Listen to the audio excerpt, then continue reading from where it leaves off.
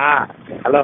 দাদা দাদা দাদা হ্যাঁ, আপনি তো আপনার মতো করেই সব বলবেন জানেন, তবু আমার আমার একটা ছোট্ট একটা পরামর্শ হচ্ছে, বা ম্যাডামের সাথে কথা বলে বলেন যে মান্নান সাহেব তো জাস্ট ইয়ে করে দিবে, কনফারেন্স করে দিবে, ওদের নিজে পেশেন্ট হতে দিতেন, আমাকেও উনি তাই বলেন।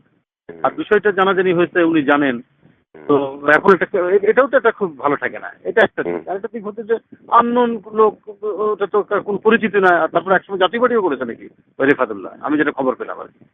আরে মান্নান ভুঁইয়ার লগে সংস্কারের ছবি বাই করেন টেলিভিশনে। ও তাই নাকি? জি, আরে স্যার, ওটা তো জানতাম না আমি, যে খাবারে 11 জন। আর আমি চিনি না, আমি এখন তার তথ্য পাচ্ছি আর কি। আমি বহুবার খাবার গেছি গোপনে। জি। এই পোলাপাইনগুলি নানা জায়গায় বসে বসে মিটিং করছি। আচ্ছা হ্যাঁ, হ্যাঁ। এখানে তো আমান তো ঢাকা দিয়ে খুলেতে পারবো না আগামীবার। সে এখন খাবার দখল করার ধান্দায় আছে। ও আচ্ছা আচ্ছা। আর কিছুই না। ও এইটা হচ্ছে টার্গেট, এবার বুঝতে হ্যাঁ, ঢাকা 3-এ নমিনেশন দিলেও আমাদের পাস করা সম্ভব। আচ্ছা সম্ভব। ও আচ্ছা, বুঝতে পারছি। এবার না, সেটা তোর কথাবার্তা দিয়ে মনে হয় খুব ডিফিকাল্ট ভাই, এরকম সাংঘাতিক। আমার শুনেন, আমি বলি কয়টা, মাত্র 13টা মার্ডার করছে। 13টা মার্ডার হয়েছে ওর টাইমে? হ্যাঁ, আমান 13টা মার্ডার করছে এই 2001 সালের পরে। ও প্রত্যেকটা মার্ডারের সাথে জড়িত। আরে সর্বনাশ। এর মধ্যে আওয়ামী লীগের আছে 2টা, আর 11টা ইয়ে গেছে। এখন প্রত্যেকটা মার্ডারের এগেন্সে 10 লাখ 20 লাখ করে টাকা নিচ্ছে ও। আর ওই যে উঠিয়া ছিল একটা মুস্তাফিজ, হ্যাঁ এই দুজনের সিন্ডিকেট কইরা মার্ডারগুলো পুলিশই করাইছে। পুলিশ খাড়াই রয়েছে, পুলিশের অস্ত্র দিয়া ওর লোকরা মার্ডার করছে। আর এটা পত্রিকা আইছে ক্রস ফায়ার। ও যে টাইম টেক্সটাইলের যে আওয়াল ছেলের খালতো ভাই হাবিব, হাবিব যেত একটা বিয়েতে দাওয়াত দিয়ে আনছে, হাবিব যায় না, ধরে টেলিফোন করছে আমান ভাই আপনার জন্য বৈঠা রয়েছে। তখন সেই বিয়েতে যাইতেছে, আমি আবার বাড়িতে থেকে ঢাকায় যেতেছি, ক্রস হয়েছে আমার লোকের রাস্তায় ব্রিজের মধ্যে। ব্রিজের উত্তর পাশে আমার লোকের ক্রস হইলো, দক্ষিণ পাশে গিয়ে ওরে আটকে মেরে ফেলাইলো ঢাকায় নিয়ে। এটা মানে ভয়ঙ্কর। এই ছেলেটা বহু টাকা খরচ করছে আমানের জন্য। আচ্ছা। এরে মারছে, আনোয়ার করে একটা ছেলেরে মারছে 25 লাখ টাকার বিনিময়ে। আচ্ছা। বাদশাকুড়া জিঞ্জিরের একটা লোককে মারছে, একই ঘটনা। মঞ্জু মেম্বার করে একটা আওয়ামী লীগের পপুলার অনেস্ট লোক, তারে মারছে। ভোট কি আমার এমনি গেছে নাকি বুঝলেন না আপনি? ভোট 13টা মার্ডার, একটা না। আরে সর্বনাশ। আমি কেরানীগঞ্জে মানুষ এখন না বলতে সর্বনাশ কি করছে সর্বনাশ। এই জন্য সে এখন থেকে চলে যেতে চায়। হ্যাঁ, এইখানে কেরানীগঞ্জে 2টা সিএনজি পাম্প করছে আমার। হ্যাঁ, একটা মার্কেট করছে 2.5 বিঘা জমির উপর 246টা দোকান।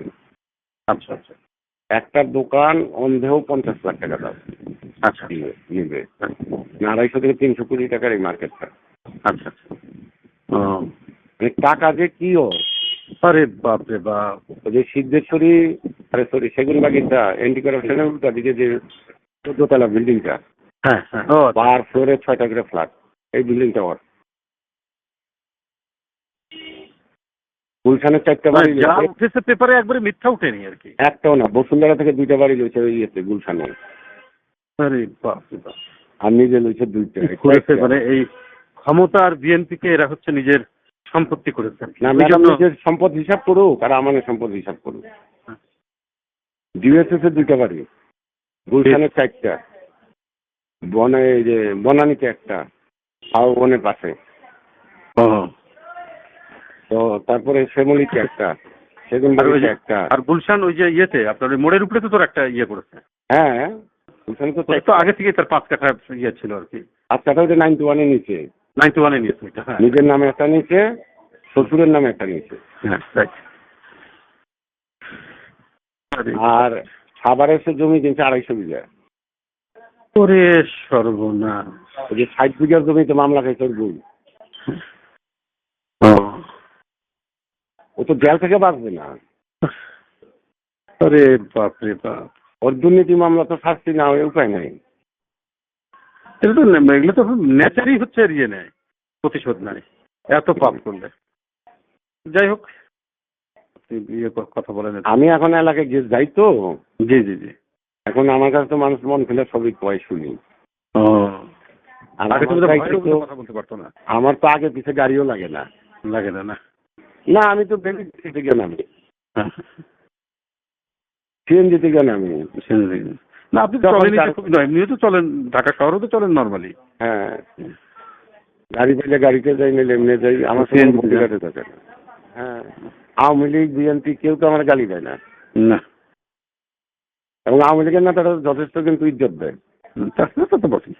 বক্তৃতা করতেও তো কম ছাড়েন না, কিন্তু তারপরেও না, পার্সোনালি তো মানুষের ক্ষতি করেন না, না, তাই না?